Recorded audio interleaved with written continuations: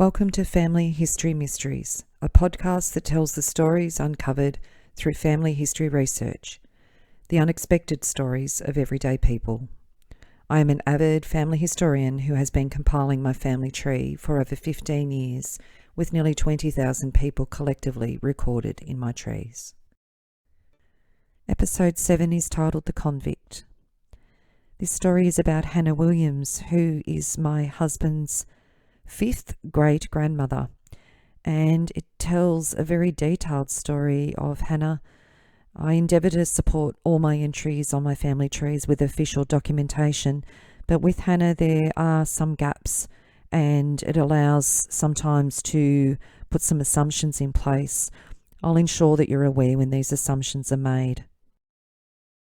I was quite excited in looking into Hannah Williams's life and who she was connected to, as it really tells the story of the First Fleet and the beginnings from 1788 onwards, and also in Tasmania with the development of the northern part of the colony of Van Diemen's Land, now known as Tasmania.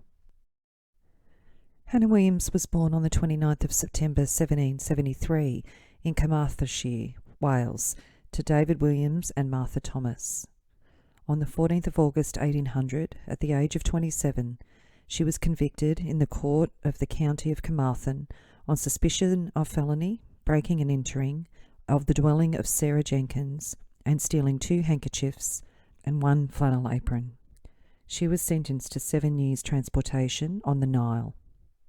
She departed Wales on June 1801 and arrived in New South Wales on the 14th of December 1801. Soon after arriving in the colony of New South Wales, she met a man named Michael Murphy.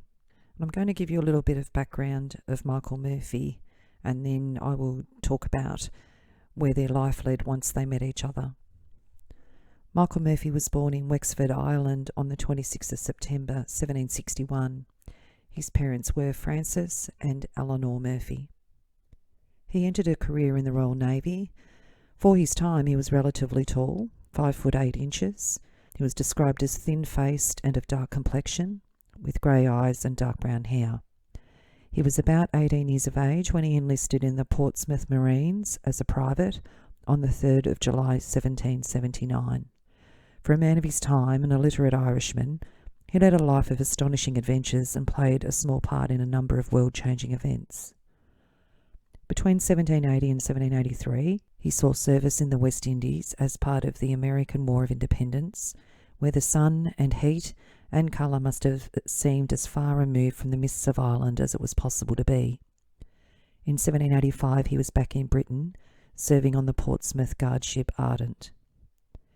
He was a private from the 41st Company when he joined HMS Sirius at Portsmouth on the 24th of February 1787 as part of the ship's marine complement. Also on board was Samuel King from the 50th Company, who was to become a dear friend of Michael's. The captain of this ship was Captain Arthur Phillip. The British government had begun assembling what would become known as the First Fleet at the beginning of 1787. The Sirius was one of 2 naval ships, the other being the Supply. Michael assisted on the Sirius as a marine.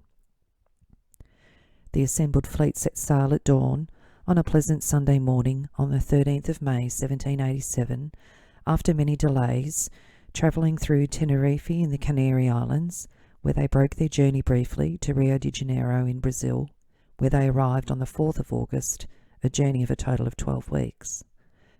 After a month at anchor, they reprovisioned the ships and collected various seeds and plants for food crops in the new colony. They departed for Cape Town and the Cape of Good Hope.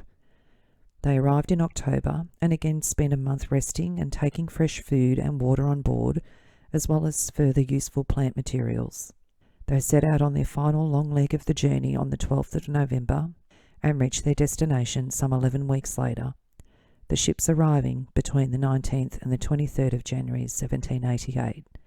They began offloading on the 26th of January, now celebrated as Australia Day. Michael's name features on the First Fleet Monument at Cook Park, Lausanne, Sydney.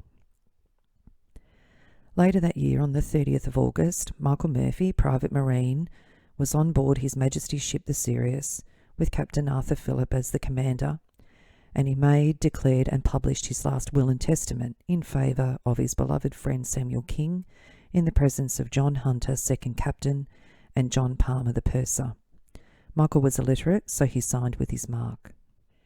In October 1788, to alleviate acute food shortages in the new colony of New South Wales, a decision was made to send the Sirius under the command of Captain Hunter to the Cape of Good Hope, a journey around the world. In doing so, the Sirius was the second west to east rounding of Cape Horn, following Captain Cook and the first navigation in that direction from Australia. Murphy was one of 17 Marines who took part in this voyage. On the 5th of June 1789, Michael was discharged from the ship's books to Port Jackson Detachment. He continued his service career, doing duty on board the Gorgon while he was in port from the 31st of October to the 11th of December 1791, joining the New South Wales Corps on the 6th of April 1792 and serving 5 years until April 1797. When signing on to the First Fleet, a volunteer was given an option. After serving 3 years with a record of good behaviour, he could return to England or be given permission to settle and be placed on relief so as to enable him to become established. In 1792, Murphy was one of 84 First Fleeters who made the decision to remain in the colony. On the 6th of April 1798, he received a land grant of 60 acres on the Georges River in the district of Bankstown, at a rent of 1 shilling per year, commencing after 5 years, and 8 months later, in January 1799, he and Stephen Gilbert shared a grant of 200 acres, also in the district of Bankstown, at a rent of 2 shillings per year, commencing after 5 years. This grant was subsequently cancelled when Lieutenant Matthew Flinders was granted 300 acres on the 1st of January 1800, which included the Murphy-Gilbert land which he purchased from them. The land went to Flinders in the time between his circumnavigation of Van Diemen's Land with George Bass and departure for England. A new century had dawned, and Michael rejoined the Corps on the 6th of February 1800, becoming a member of the 102nd Regiment, and was transferred to the New South Wales Veteran Company. At this time he was about 52 years of age. And this is at the time where he met Hannah Williams. It isn't known how, when, or where Michael Murphy and Hannah Williams actually met, but it is assumed that their relationship began sometime shortly after she arrived in the colony. Michael was 12 years older than Hannah. Their first child, Ellen, or Eleanor, was born about 1803 in Sydney, and their second, another daughter named Elizabeth, in 1804, also in Sydney. The births of these girls are not registered until 1811 in Tasmania, so we are assuming that Murphy was their father, and it is strengthened by the belief that his mother's name was also Eleanor. In 1803, a decision was made by Governor King to establish a settlement on the northern shores of Van Diemen's Land under the guidance of Colonel Patterson. Michael, as a member of the 102nd Regiment, was employed to assist alongside another 37 troops. They went on the Buffalo from Port Jackson to Port Dalrymple with 50 convicts from Norfolk Island, some animals and a few stores. Mrs. Eliza Patterson was a passenger on the Lady Nelson, having come to join her husband, Colonel Patterson, and with her was her convict maid, Hannah Williams. They arrived in November 1804 at Outer Cove, which was later called Georgetown. Outer Cove was the original landing that was considered, but it was unsuitable because of a lack of fresh water, and a site at the head of the western arm of the river was chosen instead for settlement. This was named Port Dalrymple, which was the name given to that area from the entrance of the Tamar River and to the yet-to-be-explored country along its banks. The Port Dalrymple settlement now numbered over 300 with the arrival of the Buffalo and the Lady Nelson. 12 months after their arrival in Van Diemen's Land, Colonel Patterson wrote to Earl Camden, describing some of the difficulties they had encountered and indicating that he considered these to be largely overcome. Some 5 free settlers also arrived on the Buffalo, allotments were chosen and measured out, and everyone exerted themselves as much as possible. Unfortunately, many of the blocks proved to be unsuitable for cultivation. The lots on the hillsides produced poorly, and those on low ground were subject to flooding. Colonel Patterson recommended that, as the first settlers, they be compensated for their losses by being granted better blocks on the banks of the Tamar River. Michael and Hannah had 2 more children, Mary in 1807 and Jane in 1909, both born at Port Dalrymple. It was quite common in the early days, when ministers of religion were few and far between, for couples to commence their life together until such time as it was possible to have their union formalised, and this was probably the case for Michael and Hannah. Reverend Knopwood made his first overland journey to Launceston in 1811, so on the 10th of March 1811, Michael Murphy and Hannah Williams, both of Launceston, Port Dalrymple, were married after banns both signed with their mark, and the witnesses were Major Commandant G.A. Gordon, and it's indecipherable, first name not sure, but Kenny is the surname. On that day, their 4 daughters, Eleanor, Elizabeth, Mary and Jane, were baptised, and also Eleanor and Elizabeth had their births recorded. There were 2 more children, a son Michael, born 1812 and baptised at St John's, Launceston on the 13th of March 1814, and Maria, who was born on the 6th of June 1814. Both were born at Port Dalrymple. By the end of 1813, Michael was given the job to oversee the evacuation of Norfolk Island. Norfolk Island twice served as a penal colony, the first time from March 1788 to February 1814. The colony of New South Wales transferred convicts that had been brought to Australia to the island. At first, the intent was to settle and develop the island. However, rough seas and the absence of good landing sites made it difficult to supply and sustain the colony. By 1812, a new penal colony had been established at Hobart Town in Van Diemen's Land, and it had received its first convicts from Britain. Norfolk Island no longer served any purpose, and the last settlers and convicts were removed by February 1814. As part of the New South Wales Veteran Company, he is recorded as serving back in New South Wales at Parramatta between 1814 and 1816, and he served at Emu Plains from 1819 to 1823. Even though there was a 3-year gap in his tour of duty, he didn't seem to return to Hannah and his children in Tasmania, and nor did he bring them to New South Wales, and Michael Murphy did not ever return back to Tasmania to Hannah. Michael Murphy had served a total of 37 years and 321 days in the Marines and the New South Wales Corps. He is recorded as being given a land grant in 1822 at Liverpool, where he farmed 19 acres of wheat, 1 acre of potatoes, and he had 1 horse and 21 horned cattle. Michael died on the 10th of January 1823, aged 63, at Emu Plains, New South Wales, and was buried the following day at St Matthew's in Windsor. St Matthew's Church is the oldest church in Australia. It was built by convicts between 1817 and 1820. His death was recorded as MICH, so short for Michael Murphy, but it was later mistakenly transcribed as Arch Murphy, ARCH, and eventually led the death to be registered as Archibald Murphy, which is how it appears in the records today. In 1814, while Michael is in Parramatta, still serving in the New South Wales Veteran Company, it seems that Hannah is now with Timothy Daly. Timothy Daly was employed to assist Michael and Hannah on their High Mount property near Port Dalrymple, and when Michael left for Norfolk Island, it seems they became a couple. Timothy was born in Ireland. He was tried in January 1809 and was sentenced to life and arrived in Sydney in the same year. Timothy was then transferred on the Boyd to Port Dalrymple in 1810. Hannah was 14 years older than Timothy. 2 children were known to locals as being Timothy's. Anna, known as Anne, and Dennis were born and baptised with the Daly name. Anna was born in Port Dalrymple on the 8th of September 1817, and Dennis Bower Daly on the 21st of August 1819 at Port Dalrymple, when Hannah was 43 and 45 years old respectively. In fact, the children were baptised twice, the first time under the names of Daly and Murphy, and later in the Roman Catholic Church under the name Daly.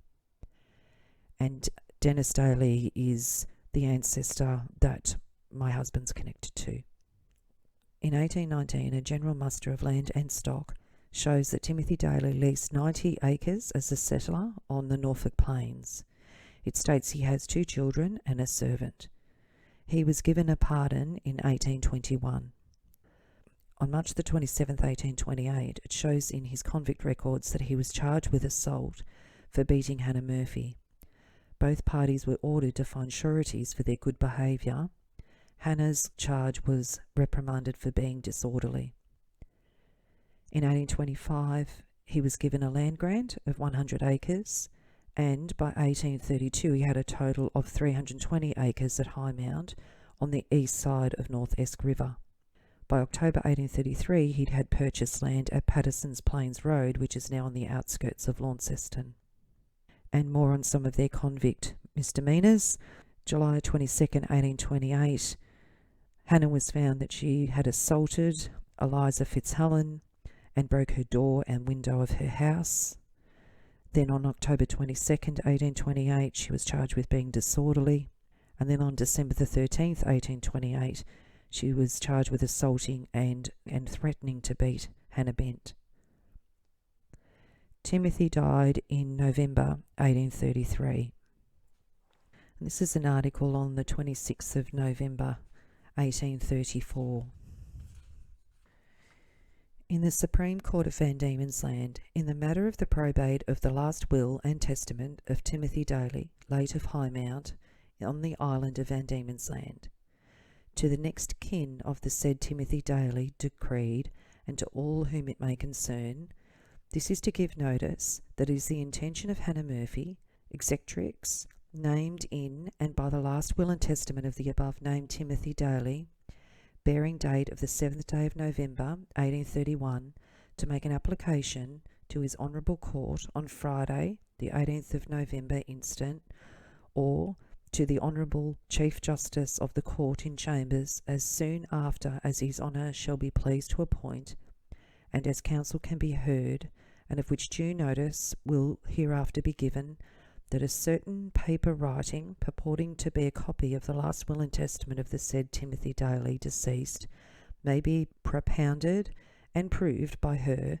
the said Hannah Murphy, as and for the said last will and testament of the said Timothy Daly deceased, on the grounds that the said original last will and testament, which was soon after the execution thereof lodged and left with the late Thomas Cookson Simpson, Esquire, of Launceston, deceased, has been lost and cannot be found.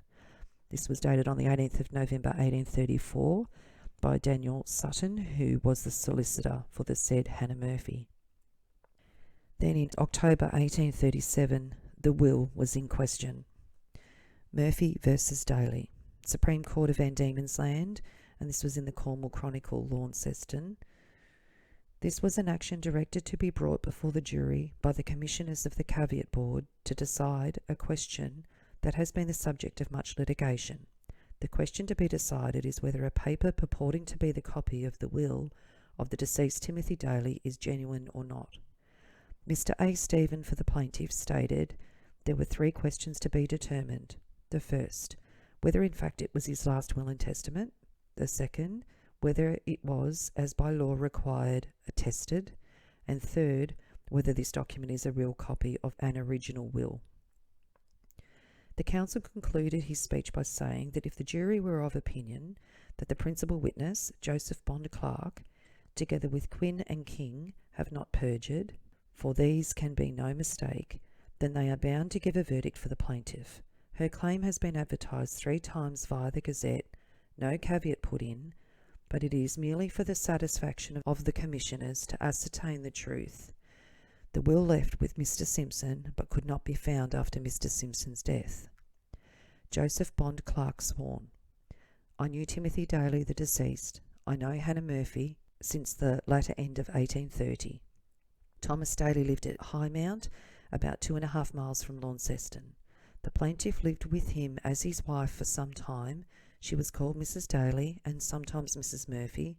There were 2 children, which I have repeatedly heard him speak of as Mrs. Murphy is their mother. Mr. Daly and I were intimate acquaintances up to his death about 4 years ago. In the latter end of 1830, From the beginning of 1831, Daly was a licensed publican at Highmount, and at the end of 1831 he said he was very much indisposed from a fall he had had some time previously, and he should like to make his will and would send for Wallace Turner to make it. I told him that I would do it as well as Turner if he would explain his intentions. I told him to write down his intentions. He wished particularly to secure the old woman and his 2 children. I drew out a memorandum on paper of what his intentions were, and then made out the will ready for his signature. He was perfectly satisfied that it was according to his wishes. I read it to Mr. Daly, and he read it to himself. I said to him, "This must be signed and attested as your last will and testament." I asked him who should witness it. He said Quinn, who was here, and King, who are both neighbours, and have known my affairs many a day. They were then both called in. Daly said to them, "I want you to witness a will I have made to secure the old woman and the children." Quinn then asked him, "What have you done with the last will I witnessed of yours with Henry Boyle?" To the best of my recollection, Daly said, "I don't know whether it was lost or stolen with my other papers." I told him I ought to have a copy of that will. He desired me to do so and keep it. He then executed the will. I made a copy of it, and then Daly said, "I shall place this in my friend Mr. Simpson's hands for fear that any accident may befall me, or I may be shortly taken off." The copy was compared by Quinn, King, and myself. I think Quinn compared it by taking it into his hand. Both copy and original were lying on the table at the same time. I should know the copy again. Daly told me shortly after that he had placed the original in Mr. Simpson's hands. This is a true copy of the original that Daly signed. My own, Quinn's, and King's signatures are to it. The original had a seal to it. I swear this is a true copy. I signed Daly's name in the copy. It was executed on the 7th of November 1834 to the best of my recollection. Mr. Simpson died in 1832. I have never heard of Daly having executed any other will since. I had the copy in my possession and produced it for the first time, I think, June or July 1834. This witness underwent a most rigid cross-examination from the Attorney-General, who conducted it with a strain of irony that kept the court in continual laughter. The learned gentleman sarcastically alluded to the very excellent character the witness had received from Mr. Stephen. Nothing, however, was elicited to induce him to alter his evidence. Timothy Quinn corroborated his friend Mr. Joseph Bond Clark's evidence as to the making of the will, except in the important fact that instead of Mr. J. Clark signing the copy, Mr. Daly did so himself. Charles King confirmed the statement of the last witness. William Phillips was sworn, but being drunk, his evidence was not taken and he was ordered out of the court. Mr. David Williams sworn. I often heard Timothy Daly say he would make his will and leave his property to his children and Mrs. Murphy. He had been hurt by a cart, and a few days afterwards he told me he had got his will made by Peter Fowler. This was about 9 or 10 years ago. About 5 or 6 years since, I heard him speak of another will. He said he had made a fresh one, and had made over a farm at Highmount to his daughter, and another to his son after Mrs. Murphy's death. He said his will was done by a clerk. Daly often went to Mr. Simpson's. Mr. W.T. Stoker and Lewis W. Gillies, Esquire, were examined, but their evidence was of no importance to the case. The Attorney-General suggested to the jury that the whole circumstances detailed in evidence as to the making of the will are highly improbable. He had no doubt that this was the intention of the deceased to dispose of the property in the manner stated. Indeed, it was very probable that he did actually execute this very will, which is now brought forward as a copy of the original will. The discrepancy in the evidence of Joseph Bond Clark, who swears that he signed Daly's name, and that of the other 2 witnesses who attest, Quinn and King, who both swear that Daly signed his own name to the copy, contradictory as that evidence is, and unsupported by other proof, and considering the character of the witnesses, it would be setting up a bad precedent where the jury in this case, by returning a verdict for the plaintiff, to countenance what might be of endless injury to the community at large. The trial lasted so late, 10 o'clock at night, that we are unable to do justice to the whole of the Attorney-General's remarks. The verdict went for the defendant, view of her literacy problems, it isn't surprising that it wasn't resolved in her favour. On the 12th of April 1838, in the Launceston Advertiser, there's a court case, Lawrence versus Murphy. This was an action of ejectment brought to recover possession of a cottage and land in the occupation of the defendant, situated on the Patterson's Plains Road. The property was purchased by the plaintiff of the late Timothy Daly in October 1833, and Daly died about a month afterwards.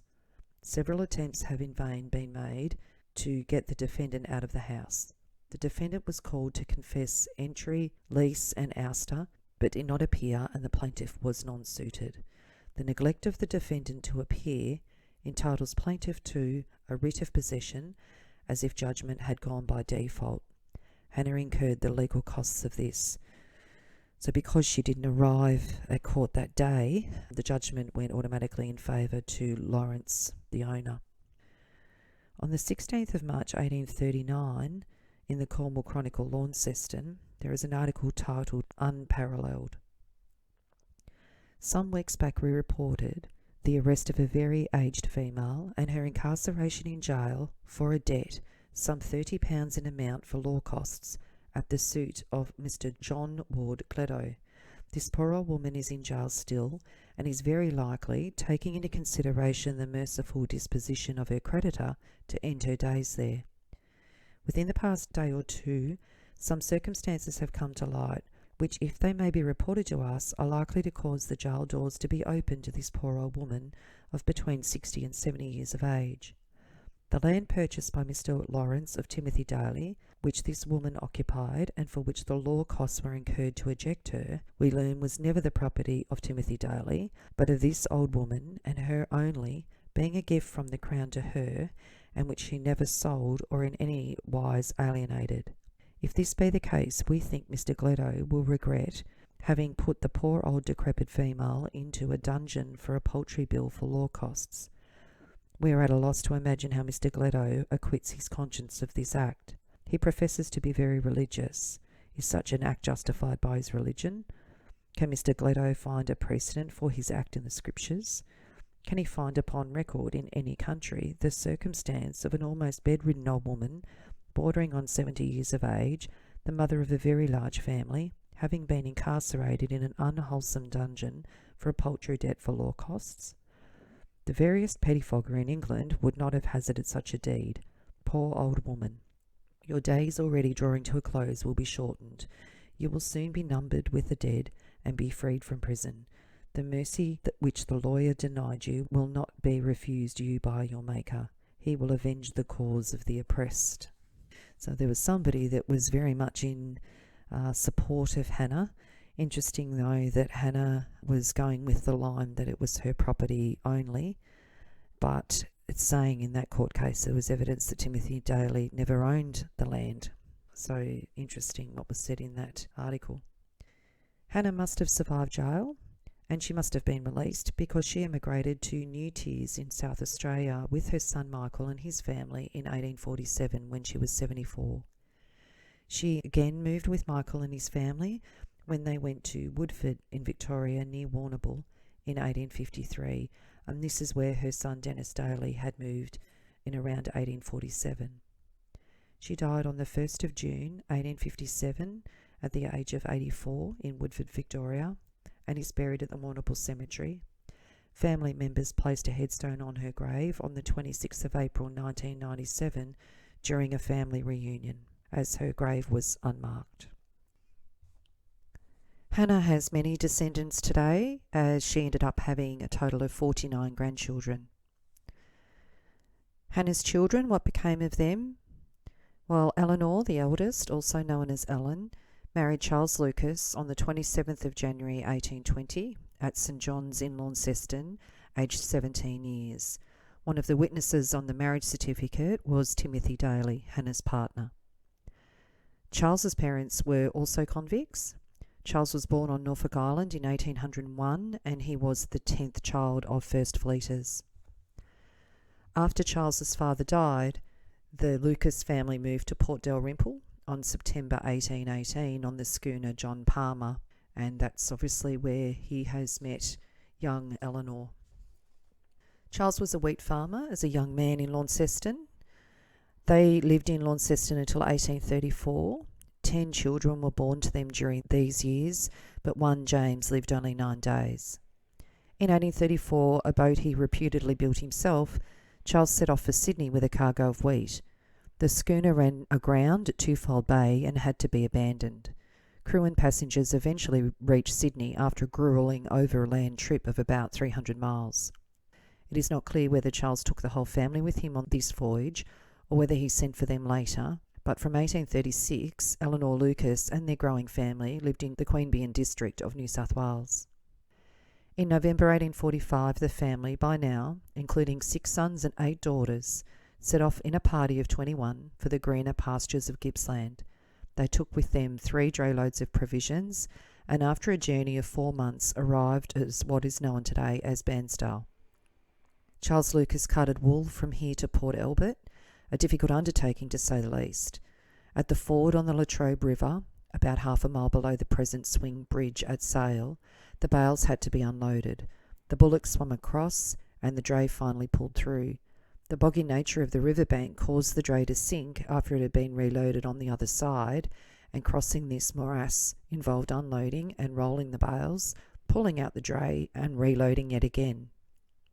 Having only a permit to occupy Crown lands issued by the police magistrate in Queanbeyan, Charles returned to find that Archibald MacLeod had applied for and received the title to the land which Lucas occupied on the Mitchell River. MacLeod named this run Bernardsdale, later spelt Bairnsdale. The Lucas family moved on to another run, which they named Cascade, after a cascade on Norfolk Island where Charles and several of his brothers and sisters had been born. They lost many head of cattle here in attacks by Aborigines, and becoming disheartened, sold out to Bodman, who renamed the property Trenton Valley. From here, in October 1845, Charles Lucas moved to Woodside and had another property called Cascade. At this time he must have been querying the wisdom of the move from New South Wales. However, things improved, and he later bought out Bunteen from a run higher up on Bruthen Creek, and subsequently also occupied Lowlands on Lake Wellington. In 1856, Lowlands is recorded as being stocked with 6 horses, 300 cattle, and 5,000 sheep.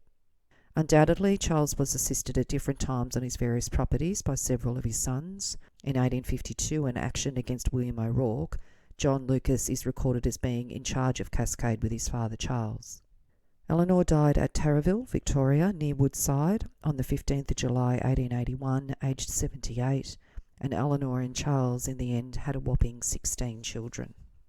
Elizabeth. In December 1818, Elizabeth, aged only 14 years, married Alexander Mackenzie, a Scot, who was 46 years old, who had arrived from Sydney in 1810 with the 73rd Regiment. Mackenzie had formed an association with a convict named Anne Clark, and it appears to have fathered at least one of her 2 children. At the end of his army service, he moved to Tasmania and took up a land grant and married the much younger Elizabeth. However, shortly after they married, Clark arrived in Tasmania with her children and took up residence with Mackenzie, forcing his wife Elizabeth to return to her family. Fortunately for Elizabeth and her descendants, Mackenzie died in December 1819, leaving Elizabeth officially a widow at the age of 15.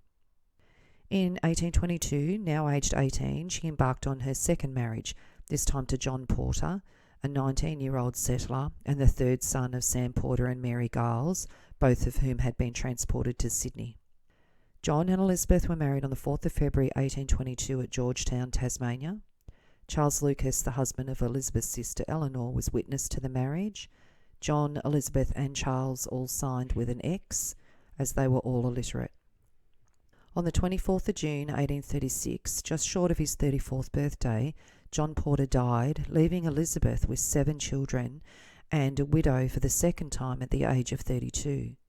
10 months later, Elizabeth married for the 3rd time to William Hughes, whose occupation was given as a splitter. Nothing more is known about Hughes except that he probably moved to South Australia with Elizabeth as a timber worker in the Mount Lofty Ranges. By January 1851, Elizabeth is also known to have been in South Australia, where she was living in Alberton, a present-day Adelaide suburb, and was the informant at the birth of her granddaughter. On June the 18th, 1854, Elizabeth died. She was only 50 years of age, and the cause of her death was consumption, which in other words was tuberculosis. She was buried 4 days later in the Alberton Cemetery, which no longer exists. There's not much known on the third child, Mary. I do know that she married John Tuckfield on the 27th of March 1826 at New Norfolk in Tasmania when she was 20, and her husband died only 4 years after their marriage. I'm unable to find any official records of death or any other records of children for Mary. Hannah's fourth child, to Michael Murphy, was Jane. Jane married Theophilus Futrell on Christmas Day 1826 at St John's in Launceston. In 1837 and 1839 they're on shipping records showing that the family visited more than once from South Australia to Launceston and back. Jane and Theophilus had 7 children, and Jane died on the 4th of October 1857 at Launceston, Tasmania. The fourth child, Michael, married Sarah Elizabeth Baker on the 22nd of June 1836 in Launceston. As mentioned, his mother accompanied him and his family to South Australia and Victoria. They had 12 children. Michael died on the 16th of March 1889 at Dipton, New Zealand, aged 77. His daughter Jessie had moved there in 1881, and he must have gone over there to live with her as an older man. Their fifth child, Maria, married Samuel Futrell, who was the brother of Theophilus Futrell, on the 21st of June 1830 in Launceston, Tasmania. They had a daughter, Amelia, in 1834. Maria died on the 22nd of September 1834, and the independent Launceston newspaper states, "We regret to learn the sudden death of Mrs. Samuel Futrell of York Street at the age of 22 years, leaving a disconsolate husband and infant daughter to lament her premature departure." Unfortunately for Samuel, their daughter Amelia died of rheumatic fever on the 4th of July 1855 in Launceston when she was only 20. And the 2 children Hannah had with Timothy Daly. The firstborn was Anne. She married Philip Davis, who was a livery stable keeper in Launceston on the 31st of August 1837, aged 19. Her husband died nearly 3 years after they married, and Anne herself died of a stroke, only aged 22, on the 10th of September 1839 in Launceston. Dennis, he moved to Woodford, Victoria by the time he was 27 and farmed there. He married Mary Ann Moncrief Mailer, the daughter of a prosperous landowner of the district who Mailer's flat is named after. And on the 9th of February 1847, they married at Port Fairy, Victoria, which was then known as Belfast. They had 3 children, Susan, Robert and Jane, and my husband descends from Susan. Dennis died on the 30th of January 1852 at his farm at Grasmere near Woodford, and an inquest was held as he was only 32 years of age. And I'll just read you the inquest. The inquest on the body of Dennis Daly, Visitation of God, Belfast, inquest 1st of February 1852. In an inquest here by Andrew W. Hume, MD Coroner, at Daly's farm, on the body of Dennis Daly, 1st of February 1852, Thomas Edwards, being duly sworn in, states, "I am a labourer. I was living with the deceased Dennis Daly. I believe he has complained of sightings for between a month and 6 weeks. I was reaping on Friday late with the deceased. Every time we stopped reaping, he complained of pain up his left breast and onto his shoulder. He said he should go in the next day to Port Fairy to see a doctor. I was in bed a few minutes on Friday night when Mrs. Daly called me. I went to her room. Daly was lying on his face. I caught him in my arms and held him up in bed. I told Mrs. Daly to light a candle. I got cold water and a towel and covered his face and chest with a wet cloth. I called to him several times, but I could get no answer.